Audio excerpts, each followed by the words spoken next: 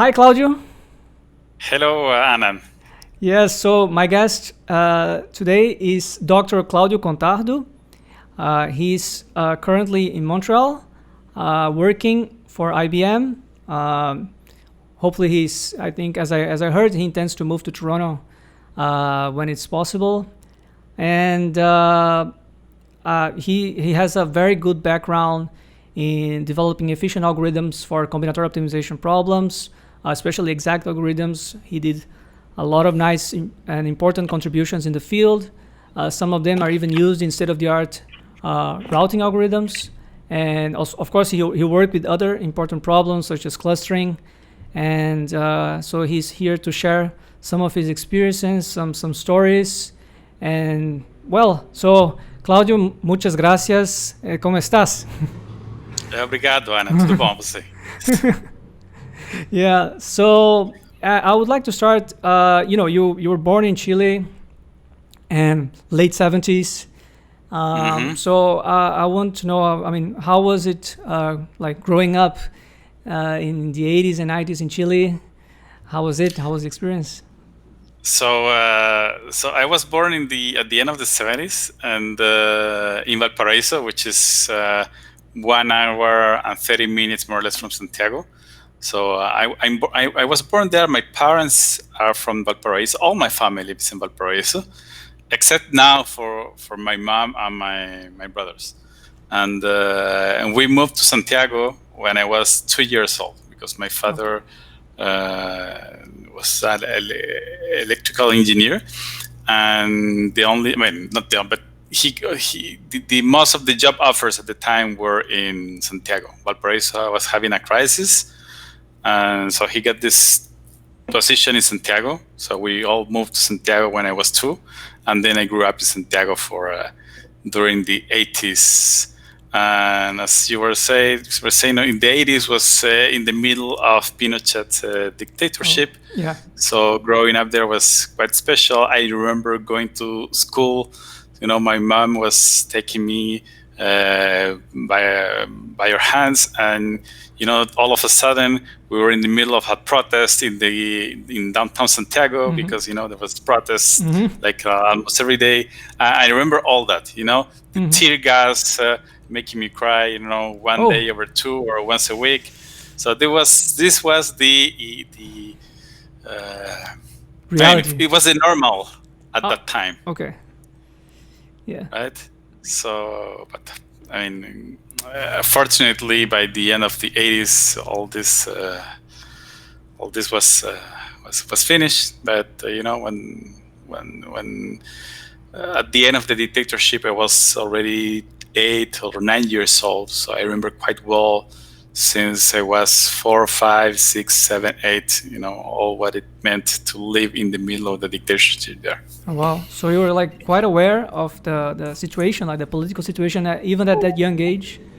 Well, more or less, because the military hid a lot of the things. Some many things the normal citizen wasn't aware of. People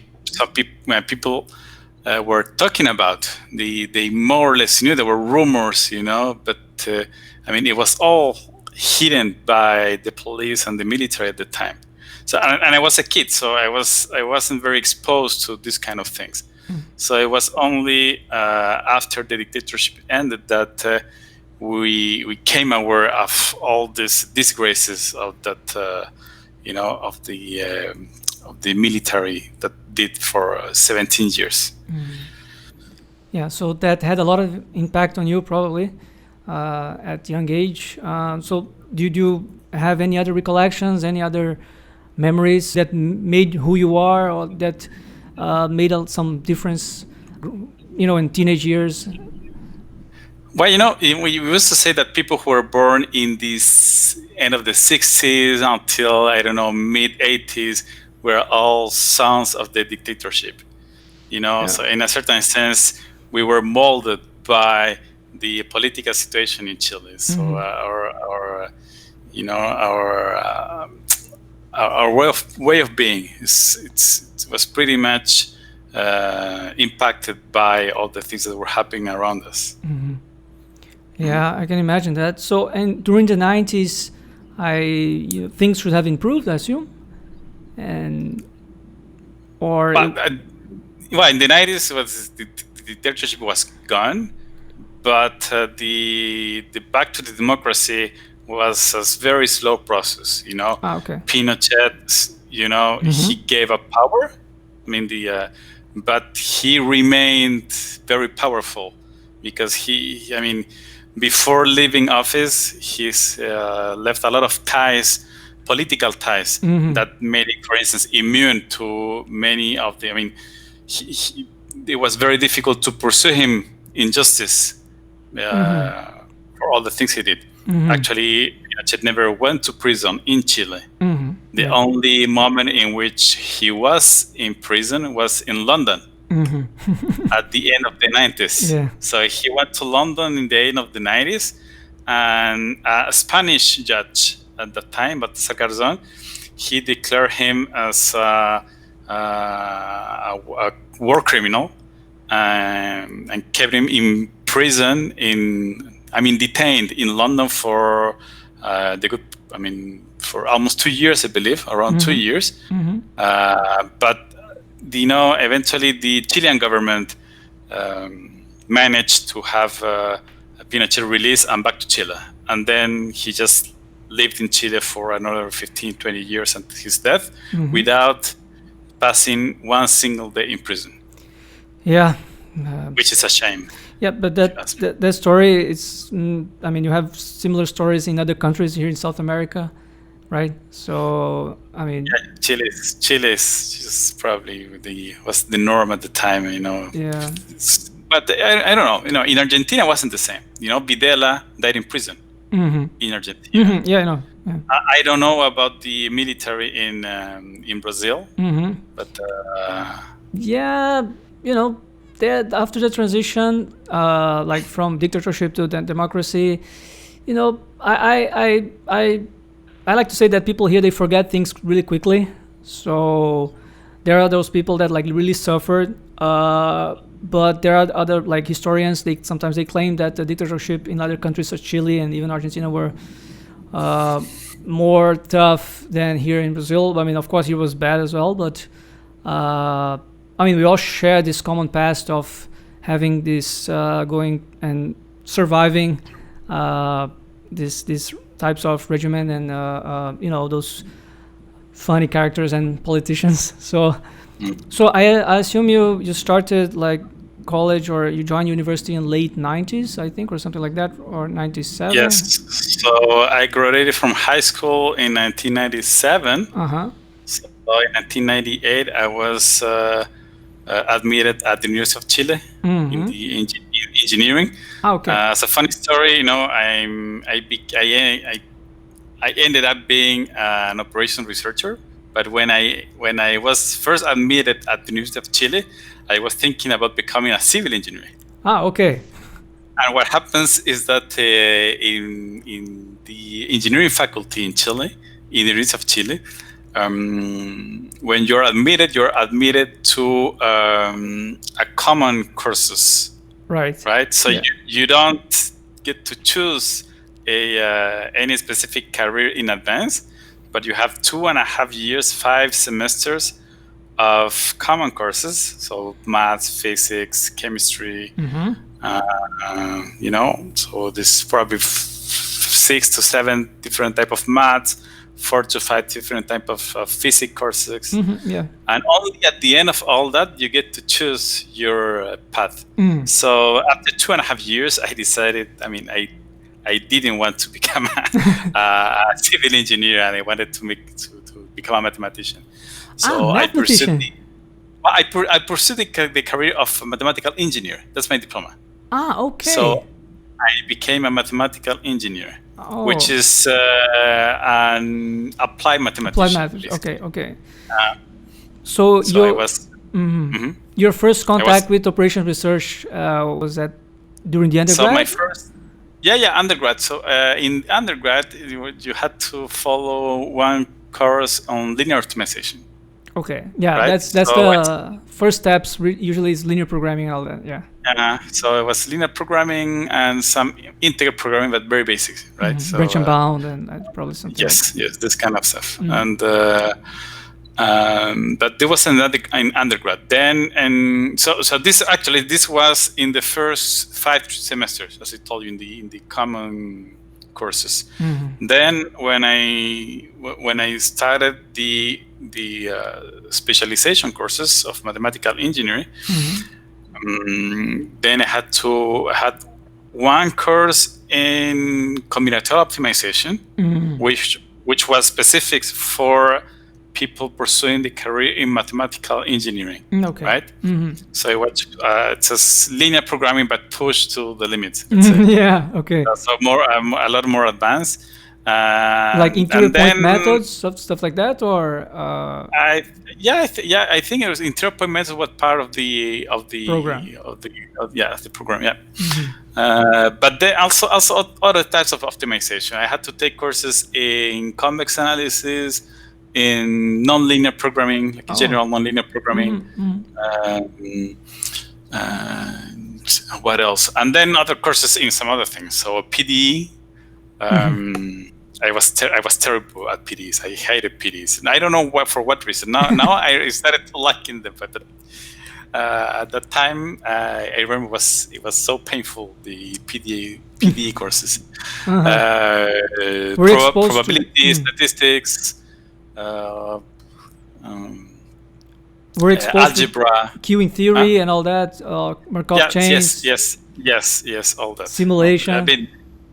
But push to the limits. I mean, for instance, I had to take a course in measure and in integrality. How do you say? So it was so basically we learned probabilities, but from the very roots of probability theory. Okay. So what makes a set measurable with respect to what? So how you can and from there you can start computing probabilities, but it's just some very abstract concepts, and only toward the end you were basically capable of seeing, okay, so this has application on this and that and that and that. I'm very happy of what I chose as a career path, because it allowed me to think in a very abstract way. So the capacity of abstraction, which is difficult to it's not straightforward to develop, but in that program, basically we were forced to develop this type of, I won't say intuition, because most of the things that you learn, but the first thing that you learned to not trust intuition. Right. So become a mathematical engineer basically meant trust the math. Don't trust. Don't trust just intuition. So your intuition must be backed by math. The math, right? And how long did it take? Like 4 or 5 years of undergrad? So undergrad was 6 years. 6 years. Wow. 6 years plus. Oh no, it was 6 years, but in these 6 years you included 6 months of a internship.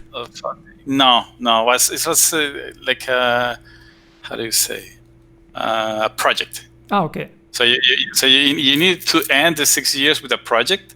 It could be an applied project or a research project.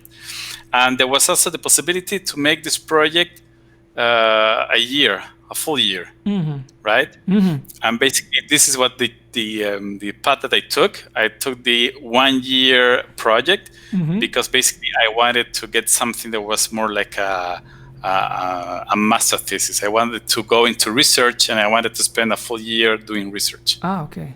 So when you follow the 6 year option, basically it was a very applied project that it has nothing. There was no research involved. So if you want to do some research, you need to take this full year. Oh. But did you earn the master's degree after this 1 year, or you still have to pursue the master's? No, this was only to get the undergrad diploma. Okay. So after this 6 years and a half, I was a mathematical engineer. Wow, right? 6 years. Yeah, that's too long. Yeah.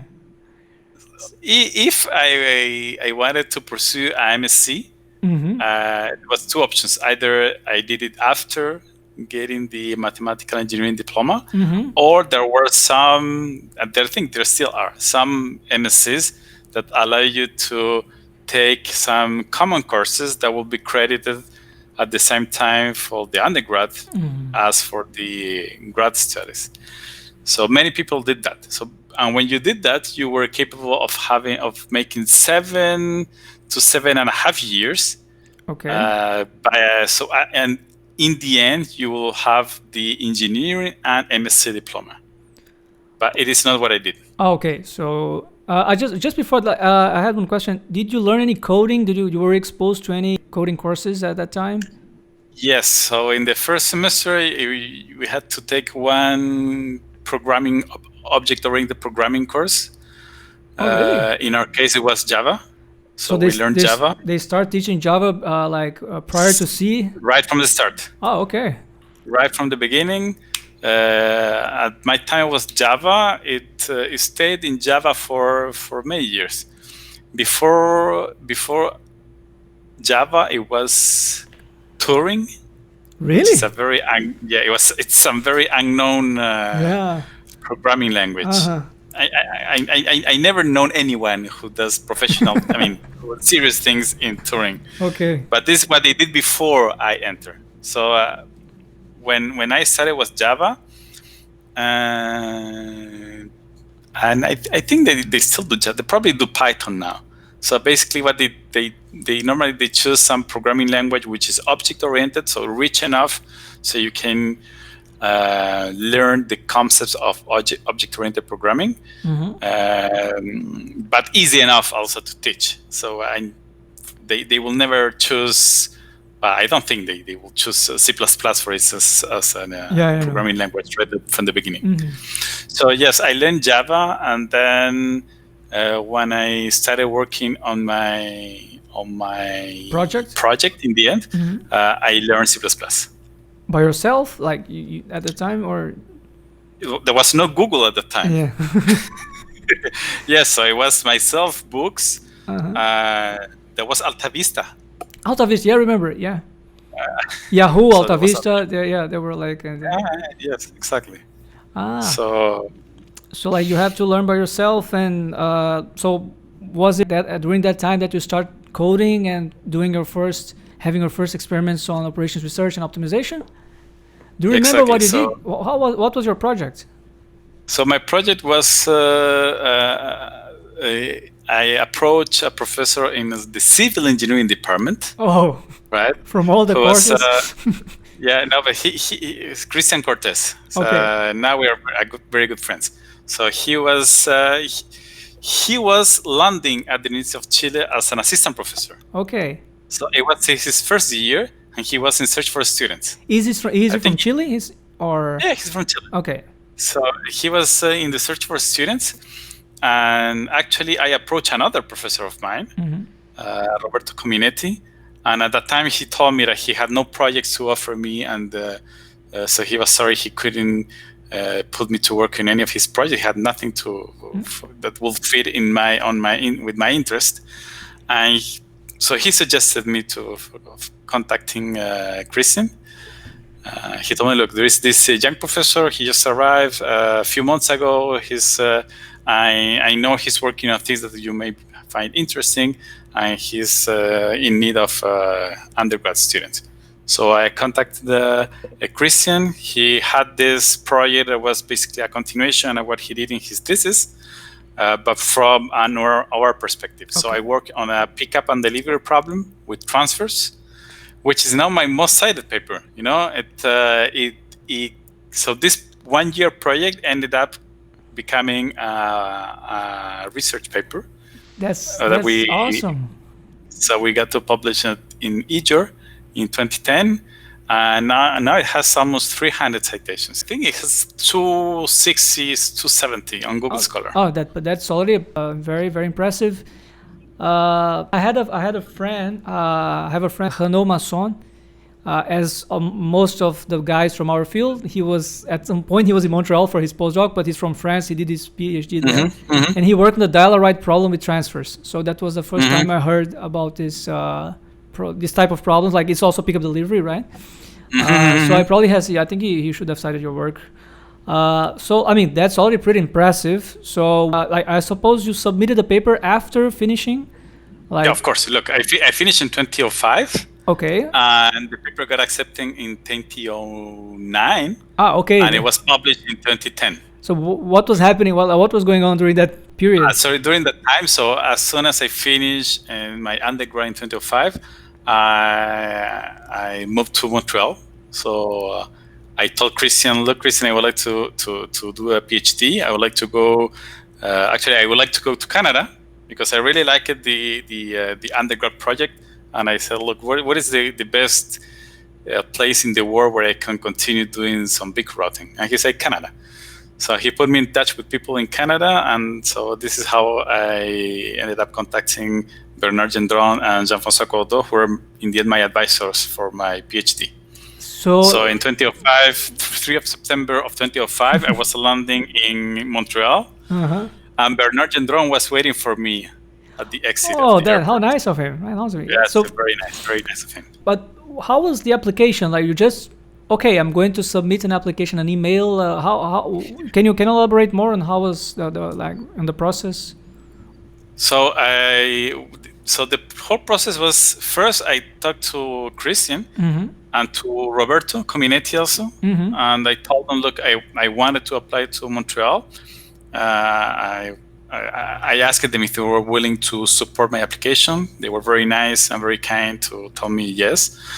And then also it was because of their support that when I contacted Bernard and Jean-François, I told them about Christian and about Roberto.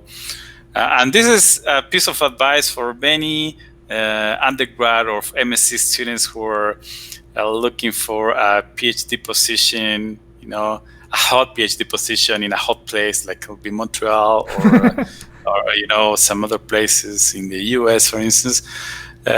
Always use your advisor, or I mean not use, but ask your advisor to support your application, because professors don't know students. So if for all of a sudden we receive plenty of emails, and the only way in which we can refer to somehow to the background of that potential students is by means of a referral, of a reference to someone we know. So if a Brazilian student writes me from nowhere, telling me I'd like to go to a PhD with you, it's not the same as if it's Anand Subramanian who contacts me and tells me, look, I have this very good student who would like to do a PhD with you. That actually happened. So exactly, that actually happened. And I think it's very important. So it's a piece of advice for these potential future students. Ask your advisor to support your application. It's very important. Yeah, we'll get to that later. So following the period that you arrived in Montreal, it was 2005, right? And yes. Which school you chose? Like, was it applied math or management or computer science? So it was computer science at the University of Montreal. Okay. So Bernard Gendron, who was a professor there, he was my advisor, and Jean-François, who was at HEC, was my co-advisor. Okay. But in the end, they split the job evenly. So it's just in Montreal, there's this tradition where professors share the task of supervising students, because it gives also the students a broader view of their research project. So I think it's something very nice. So you can, for instance, in my case, I got to benefit from both Bernard's and Jean-François' expertises, which were complementary. And I think it's something that the students appreciate a lot. Having the possibility to have two professors with complementary expertises to supervise their work. Yeah, definitely. Yeah, that's why it's a very common practice all over the place, and I heard that there in Montreal, it's quite like it's the rule almost, right? It's Yes. It's rare to have a professor that supervises alone students. It may happen, but even if a professor has the means, the economical, financial means to support a student, often he will ask some of his colleagues for help. But also because we know that it helps. It's good for the student to have these two people with complementary expertises supporting his work. Yeah. Did you have the chance to pick up your topic, or they were just like given to you? I mean, I think you should have done like some courses before, right? The first year, I suppose. Or well, more or less. In my case, it was funny. I remember quite well. First meeting with Jean-François and Bernard, they told me, Claudio would like to work on this location routing problem, which is a problem that arises in an industrial project that we have. Okay. So there will also be money. There's a company, and there will be money involved in this project that will mean so your scholarship will be in part covered by this company, right? Second meeting, like a month later, the company is not supporting us anymore. This project it's not going to be financed any longer by the company. So now you will keep the project, but now there is no company involved. So basically, you can do whatever you want in this subject, which I think it was something very nice in the sense that I had a lot of freedom to push my PhD project in the direction that I wanted. Yeah, that's and they were very nice to me. So they advised me well, but in the same time, they gave me sufficient freedom to push the project to whatever directions I thought it was promising. Oh, nice. But you had to take courses, right? Or like Sure. So like for a year, for a year period, more or less. I think it was 1.5 or 2 years. It depends on the school. I think in Montreal, it was one of the places where you take the least number of courses. I remember, I think it was two courses, credited courses, plus 2 non-credited courses. So basically, the credited courses were optimization courses, and the non-credited ones were computer science courses. So they were all mandatory, but there was a distinction between the credited and the non-credited ones because the non-credited ones didn't impact your grades in the end. Yeah. So I suppose you passed with flying colors, with just 6.5 years background from Chile. Yeah, well, I was lucky. I mean, yes, I was A+ in all courses, and then I passed the qualifying exam. It was also the highest mark. That's fantastic. Yeah. It was Caroline Rocha and I. We were the 2 A+ in the exam. Yeah, that's pretty hard to achieve. I could not expect less from you. It was a qualifying exam that was taken by 15 to 20 people, and it was passed by half of them. Oh. So half of the people didn't pass the qualifying exam. Yeah, I know things can be very hard and tough. I know some guys that have like just resigned. I mean, they just did not continue doing PhD because mainly due to the qualification process, even the courses. So I know it can be hard. But you went straight from Chile to Montreal, and I suppose you took classes in French, or were in English? I was all in French. When I first put foot in Montreal, I was not able to count from 1 to 10 in French. Okay. Okay. Yeah, this can be challenging. Yeah, and 2 days later, I was attending courses in French. So lucky me, it was because it was optimization courses. It was classical optimization courses. It was network flows and non-linear programming. So there were things that, one way or another, I saw in Chile. So things that I knew more or less in advance. I don't know. I'd say at more than 50%. Things that I knew already. Yeah. So that helped that helped me a lot. So it was all in French, but even though it was all in French, I was capable of following the courses at almost 100%. Even if I wasn't understanding what the person in front of me was trying to say, also because it was maths, I was able to follow what they were writing on the chalkboard anyway. Yeah. And how about English? When you arrived in Montreal, you were already like experienced fluent in English as well, or you also had to? Yeah, well, that was less of an issue, but still,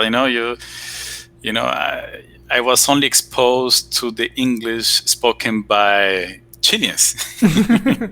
Right. Right. Yeah. No. I think the same thing happens for people going from Brazil. Yeah. You spoke in English to another Brazilian. It's very quite easy to understand. Yeah, because they tend to translate literally from Portuguese, and that happens also in French. When I have some Brazilian friend, that when they speak French, it's much easier to follow because I know they have the motivation from Portuguese. So exactly.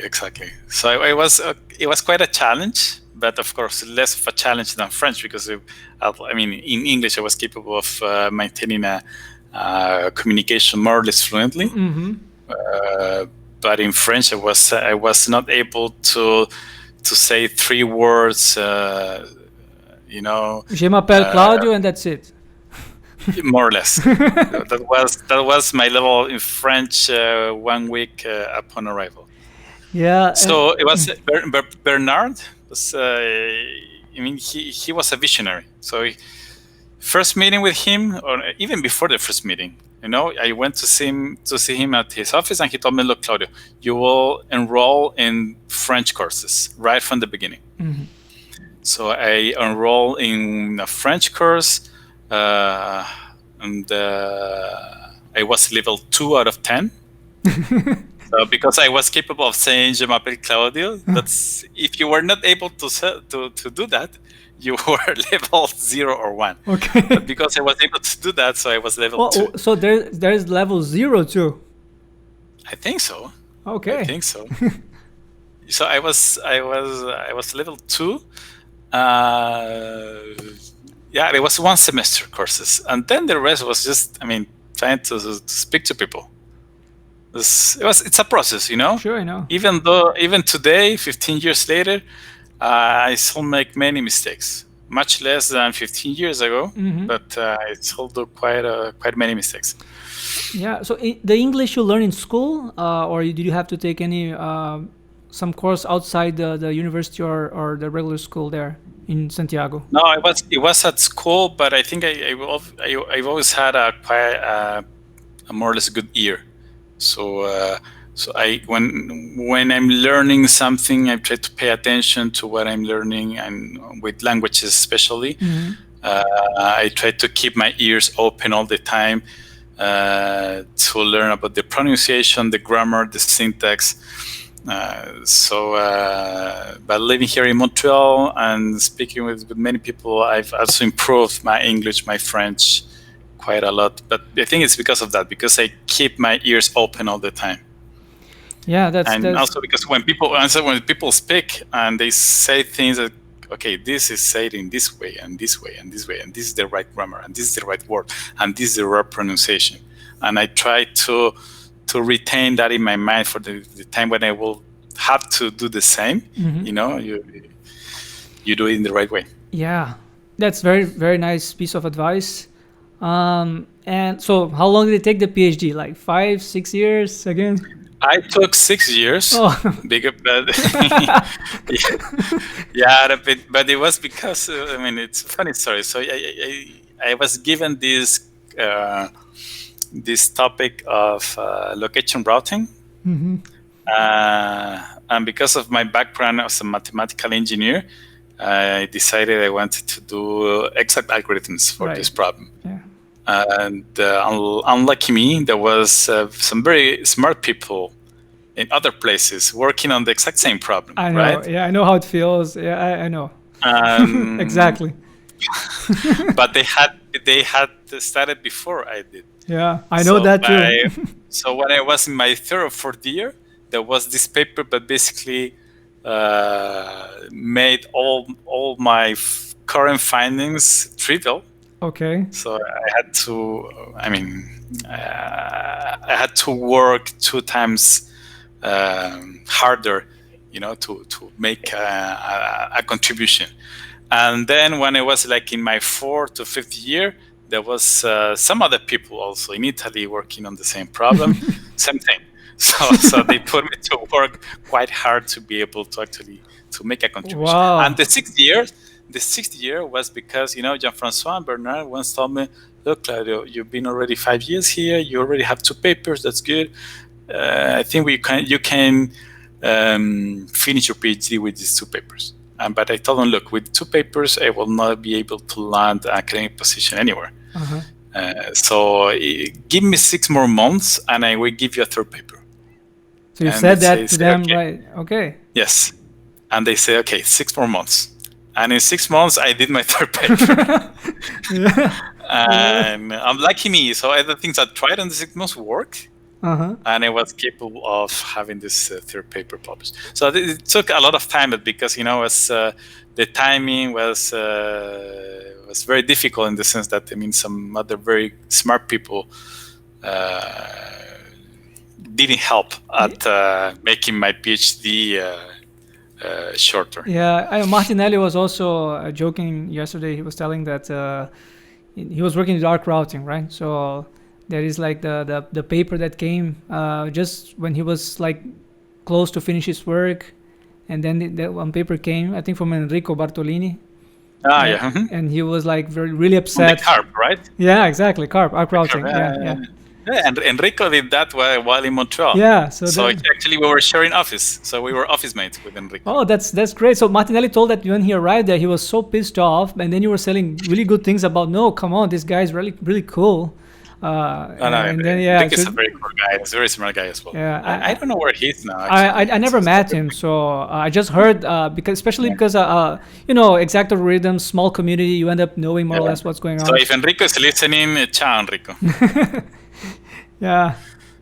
So what you mean? You mentioned that you had 2 other papers during the PhD. Do you remember what they were about? Like, of course you remember, but can you tell me what they were about? So the first paper, it started as a branch and cut for location routing, but because there was this other branch and cut that just came out a few months earlier than us, it became a comparison of flow formulations for the location routing. Okay. So basically, we had four different formulations for the problem. We compared them computationally, basically. Okay, so why did you publish that? Do you remember? It was, I think it was CNR. CNR. So at that time, you already have an eJOR, going on, right, from the undergrad? It was the eJOR that they got published from the undergrad, and then you had the CNR. And then what did you do later? Then the second paper was column generation for the location routing as well. Oh. This got published in JUC. That's nice. Not bad. And the third was a materialistic for the problem. That I know. And and this was published in the Journal of Heuristics. Journal of Heuristics. Yeah, I know that one. Yes. So you did the entire PhD on location routing, so you still 6 years dreaming of depots and exactly. Still now, I do nightmares on that. Yeah. I worked with a multi-depot, but I knew that there was strong competition on the location routing, and after I think seeing your paper, I think maybe I'll just pass. Skip that. Yeah, because you've done quite a work there. And there's a recent paper from Ruslan and his team in Bordeaux about this problem. Yeah. So, I have to check. Yeah, I have to talk to Ruslan. I know they worked recently on the 2 echelon with Guillaume Marques. He's but we have strong connections with them. Ruslan was even here at our place, in João Pessoa.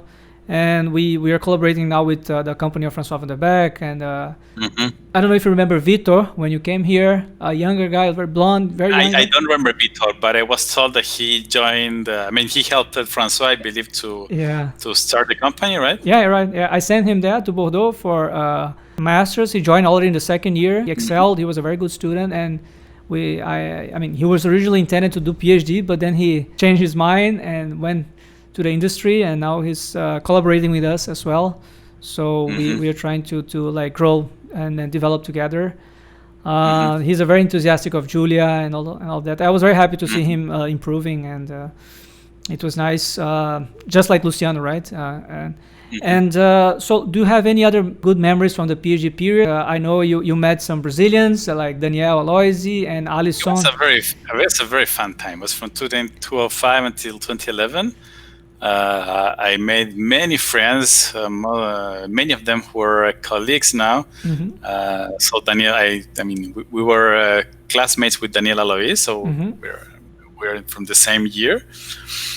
With Caroline Rocha, Alisson Costa, he was 3 years older than me. I mean, he was, yes, he started his PhD 3 years before me, I believe. So we crossed for like 1 or 2 years. I think probably 2 years. So those were the Brazilians, and I made some other very, very good friends. So there's Gerardo Berbeglia, who's a very good friend now in Australia, in Melbourne. I mean, this is something else that I tell to the students. The time at which you do your PhD is the time at which you will do the most of your networking. Yeah, exactly. You know, all these people with whom you hang out at night, you know? Yeah.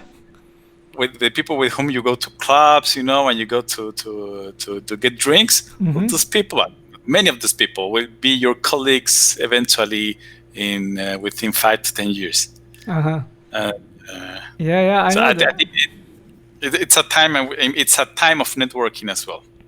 Yeah. So like the way you were talking about your PhD years, I think you had a blast, right? You had a very good time.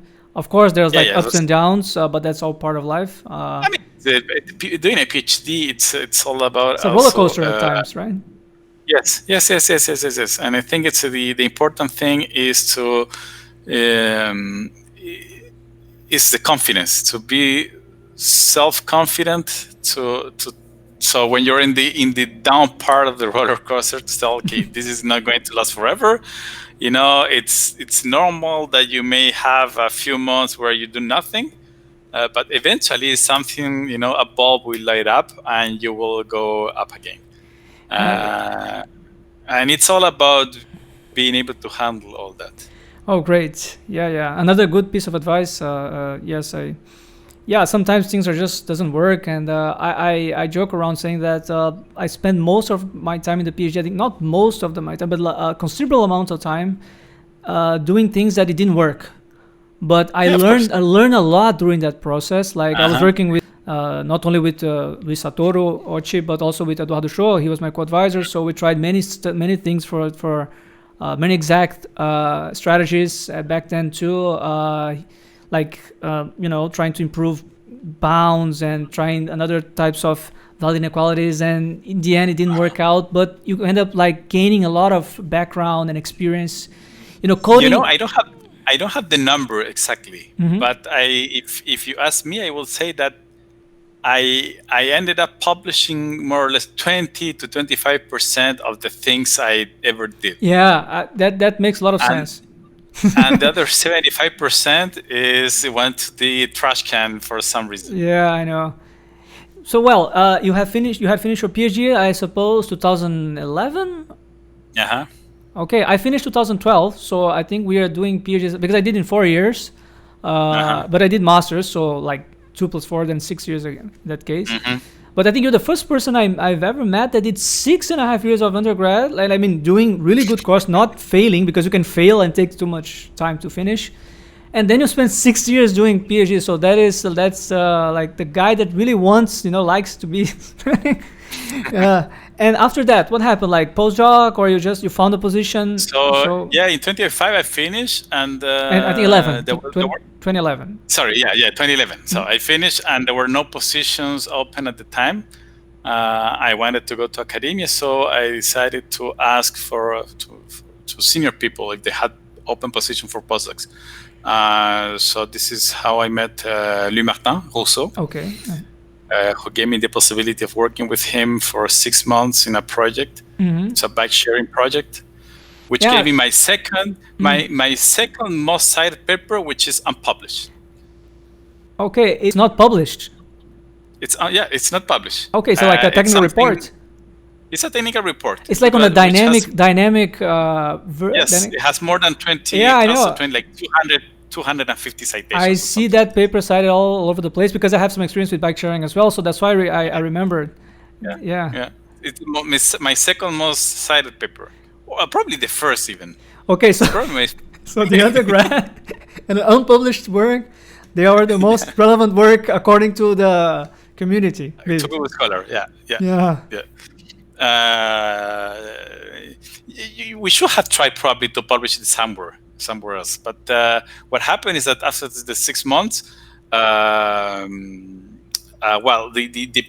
this project was only for 6 months. So with it finished, I needed to find something, and I met Guy Desonnier, who was very kind to offer me a postdoc position. And we also work on a project that didn't end up being published. Okay. So we worked very hard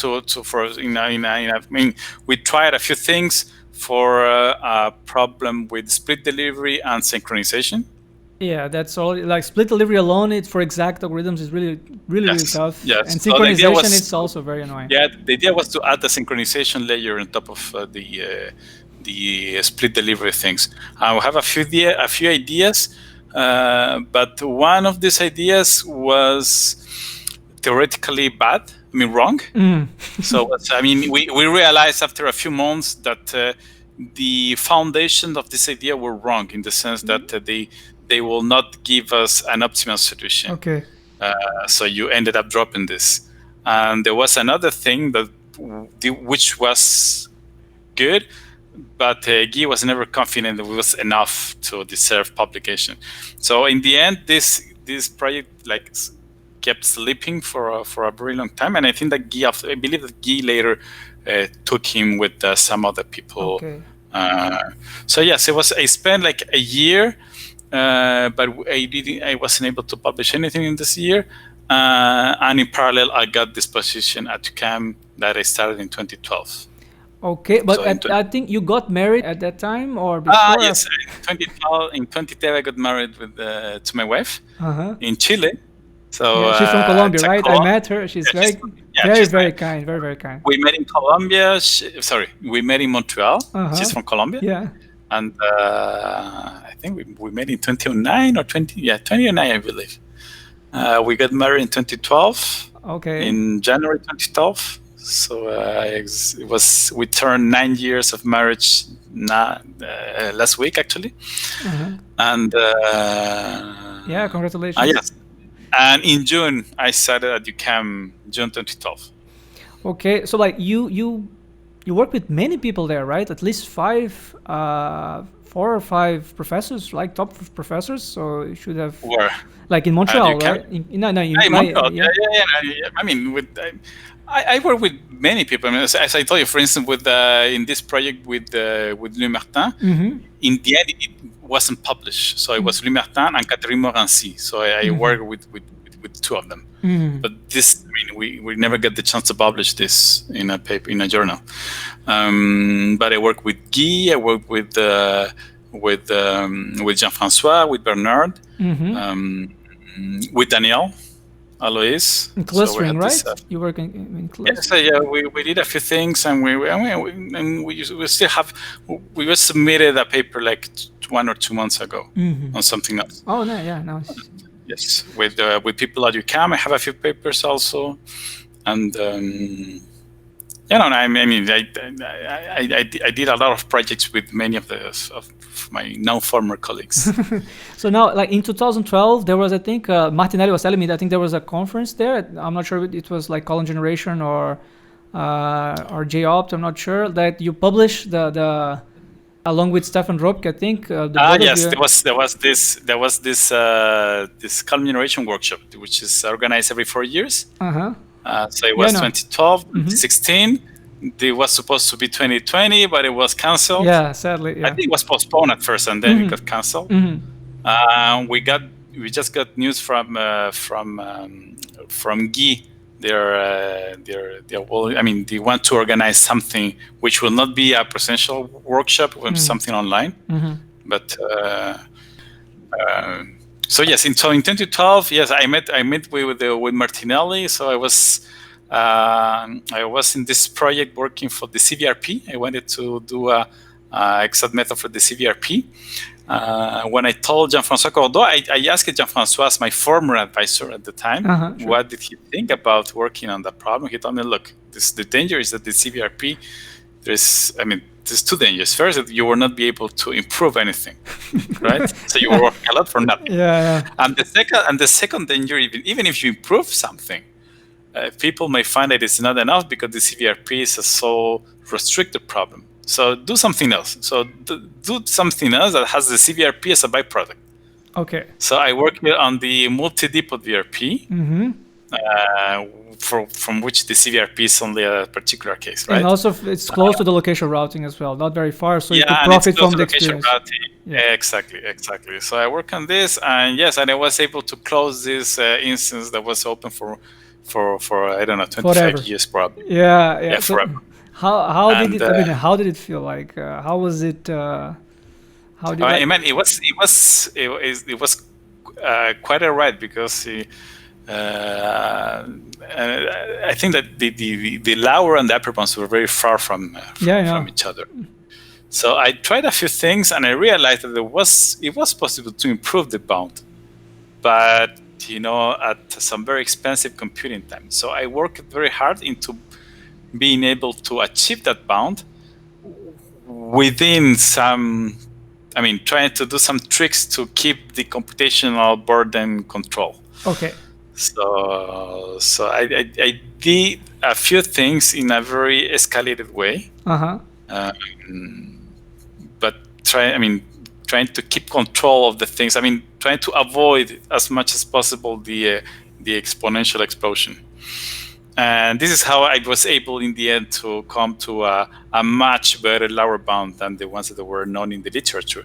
And with this lower bound,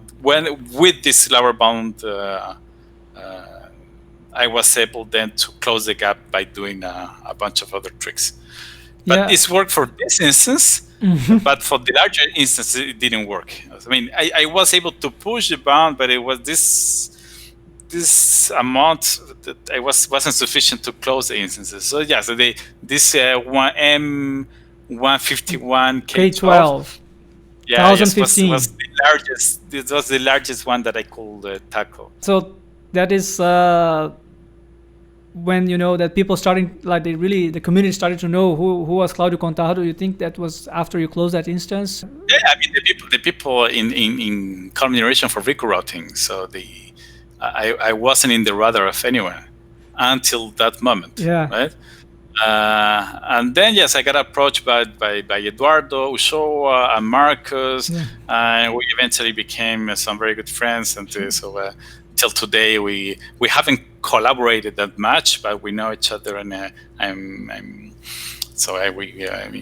think we're collaborators, even if we don't have any project. Yeah. I heard that when they're like, dude, this guy from Chile, Contardo, he solved that. I was okay. Oh, nice. Who's this guy? And like, I think you became quite famous after solving that, and it's. What exactly? You provided like a very friendly explanation, but technically speaking, what actually was the key ingredient to that allowed you to solve that? How long did it took computationally? So for that instance, I believe the key was to be able to do enumeration. Enumeration, right? Yeah. Yes, but in a way that wasn't the standard way. So there was this enumeration trick. It was first used for vehicle routing by Aristide Mingosi and Reto Baldacci, right? Yeah, I know that. Root. So they had this method. So this iterative methods, basically, in where you compute lower bounds one which is tighter than the previous one, right? And in the end, they do enumeration and they solve a MIP with the enumerated columns. So what happened with the MN 151 K12, it was when you tried that, you ended up with 20 million columns. Okay, so you cannot just give this. Even if you were able to enumerate these 20 million columns, you were not able to push them into MIP, into CPLEX, right? But then it was a very simple trick. So basically, I said, okay, what if instead of passing these 20 million columns to CPLEX, I rather keep doing column enumeration, but instead of solving a pricing by some elementary short spot problem, I do the pricing by inspection, by looking and computing the reduced cost for each of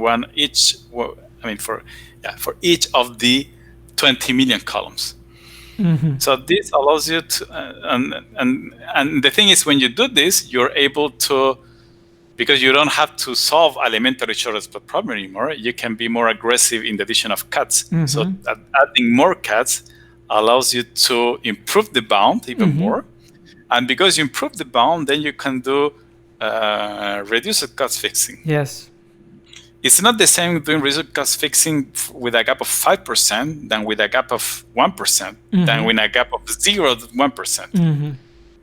So these 20 million columns that you had in the beginning, after adding a very aggressive cuts, I was able to improve the bound a lot. And in the end, you end up passing to CPLEX 10,000 columns, which is already very, very doable. Yeah, and then you pass it to CPLEX, and CPLEX solves this not in a matter of seconds, but in a matter of minutes, right? So this was a trick that hadn't been tried before. So people were able to enumerate, but they didn't know what to do with 20 million columns, right? So you have the bunch of columns, but I think instead of doing pricing, because you already had the columns enumerated, you're doing basically doing inspection, right? Yeah, you still do pricing, but you do pricing by inspection, right? Yeah. And then you can add as much cuts as you want, because non-robust cuts or whatever. Exactly. Because I asked who actually told me that, explaining that, was Teobaldo. I think you met him here. And you met him again, so he was telling, the enumeration by Claudio and Martinelli, because I think you formally published that with Martinelli later, right? No, so I published a technical report as a single author, right? Yeah. But then when I met Rafa, Rafa is a very, very much better programmer than I. So he gave me a lot of advice actually on what would be the right data structures, for instance, for many of the things, for the pricing, but also for the master problem. So he helped me a lot into making my code as efficient as possible. So this is why, in the end, the paper was a 2 authors paper, because I was able, with Rafa's help, we were able to cut the computational times by, more than 50%. Yeah, he's very good at it, since he did a lot of he participated in a lot of competitions, and he's very smart as well, so he got a very good background in that.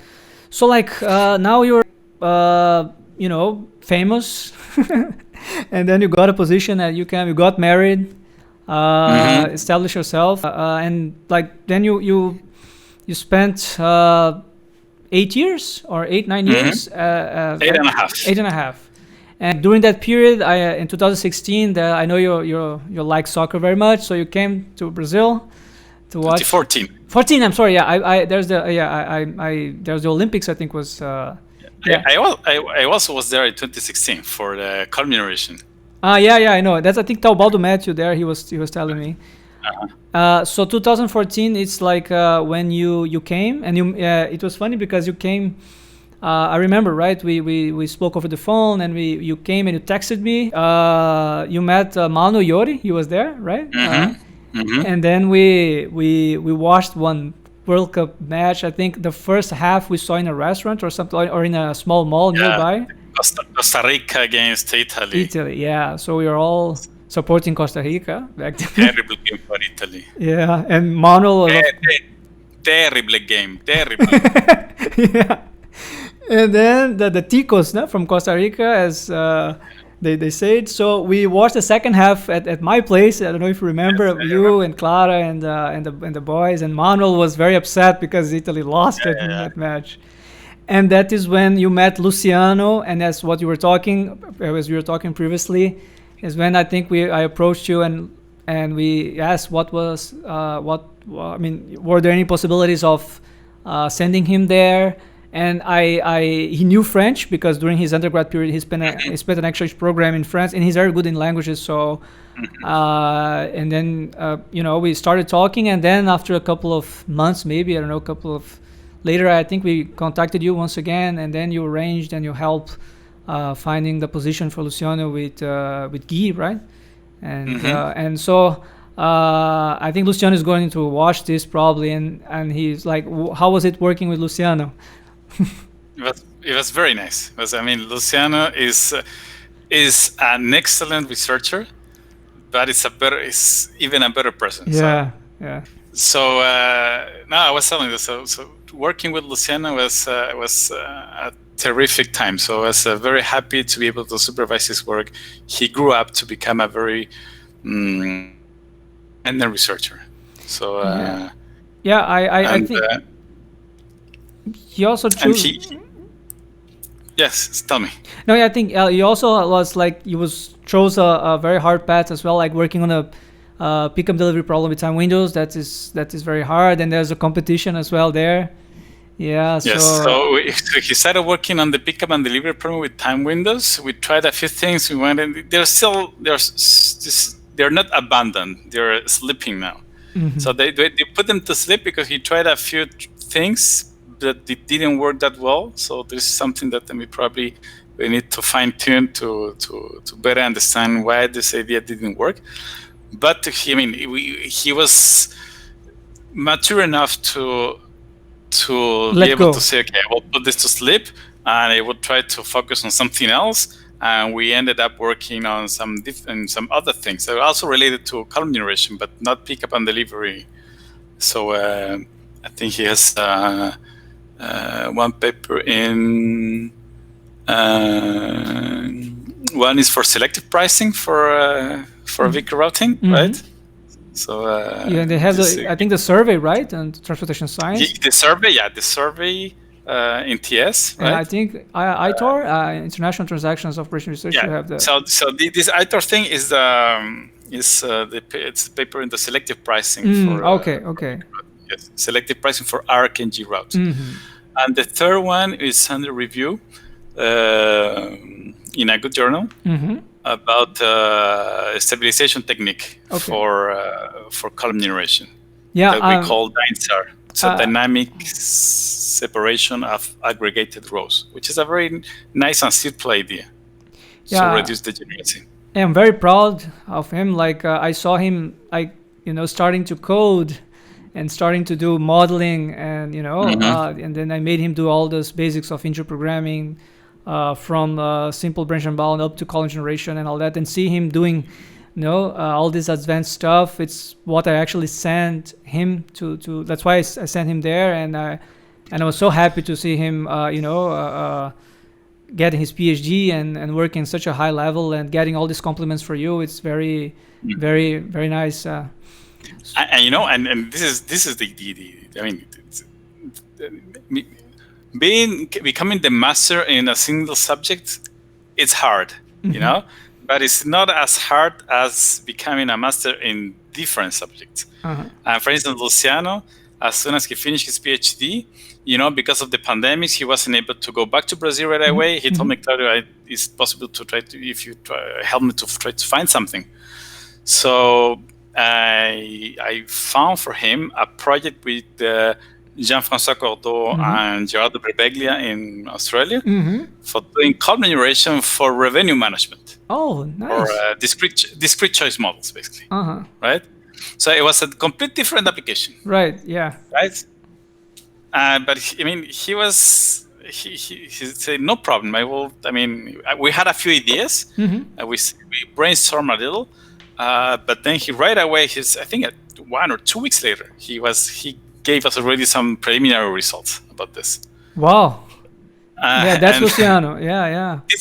This is still unfinished, and I believe he's still working on this. We're still working on this, but we have some very promising results for something which has nothing to do with VQ routing. Yeah, Luciano, I think he's probably the most hardworking student I ever had, or if not, one of the most, and if not the most hardworking. He worked a lot. He also helps a lot. He's very kind person. Helps many people. Very kind and helpful person. He's such a helpful guy that he even helped my other students to finish the food. Like when they're having lunch, if they were done, you'll be eating also there, because he used to arrive like 7 a.m. and stood there up to 6 p.m. or something like that. He was really leaving the university, and I think So now, Claudio, you are. So what happened? Like it's like a breaking news. You switched jobs. Can you tell me what happened there? What was your motivation? And I know you love doing research and all that. And so I assume you're still doing something similar. So there was this opportunity at IBM. So they were looking for people to make part of the development team, and I found this very interesting. So I say, why not? I like doing VQ routing. I like working on problems, but I found fascinating the idea of making an impact on developing the state-of-the-art solver for mixed integer programming. So I said, okay, why not? And I started 2 weeks ago. So as you say, I switched jobs. I quit my former job, so I'm no longer a professor at UQAM, and I became a full-time software scientist with IBM. So I'm part of the development team of CPLEX. Wow! 2 weeks ago.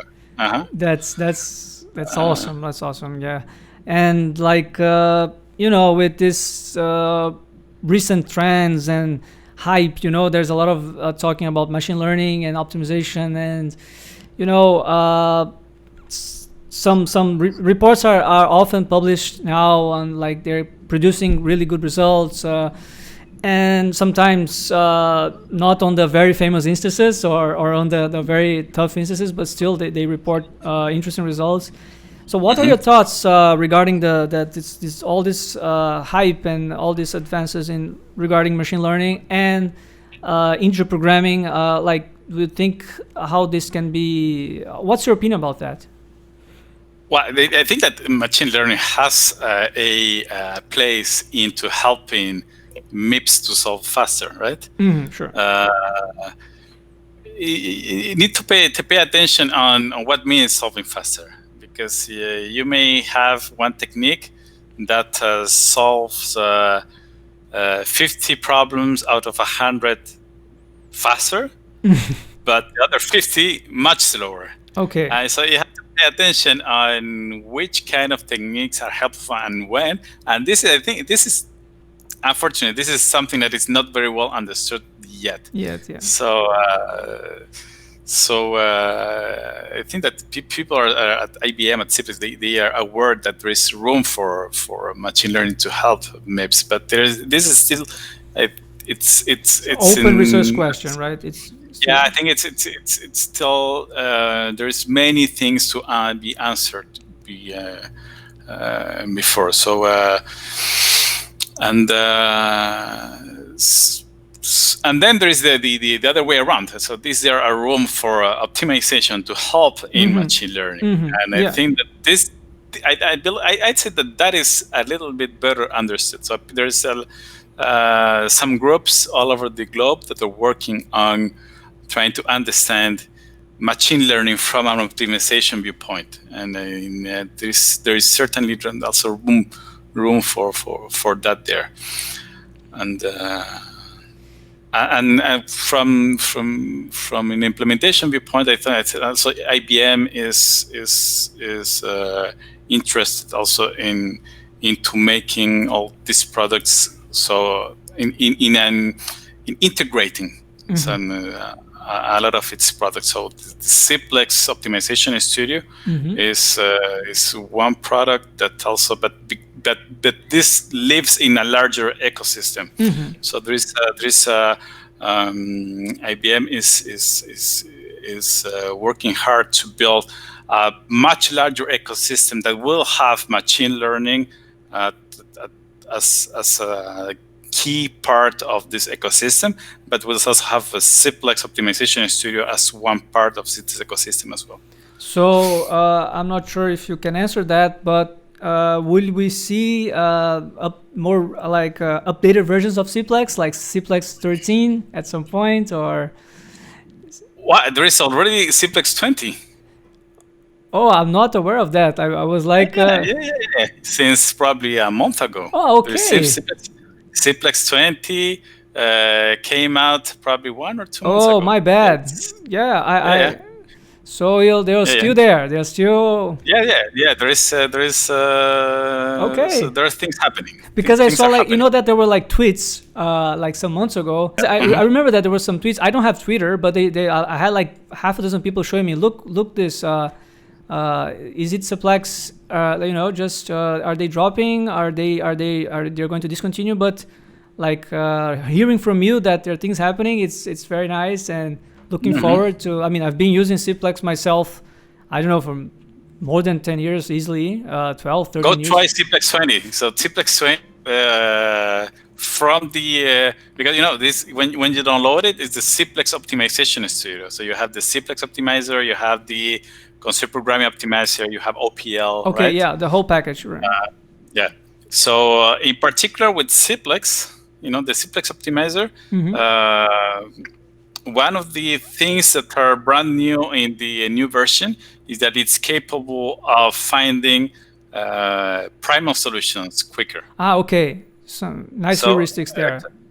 Yes, so there's a few brand new heuristics. As actually, it's a new parameter that you can put in the when you set the emphasis parameter, MIP emphasis. There were 5 options. Now there is a 6th option, which is the heuristic. And if you use this option, basically, the MIP will still.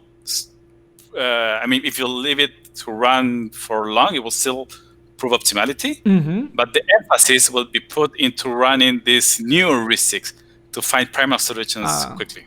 Okay, I'll have asked my students to try that. That's good news. Like it's very nice to hear that there's still progress being made, and looking forward to do some testing and see what are the features and how good is this new emphasis of CPLEX. Anyway, Claudio, you were such a lovely guy. I'm very, very thankful for your time.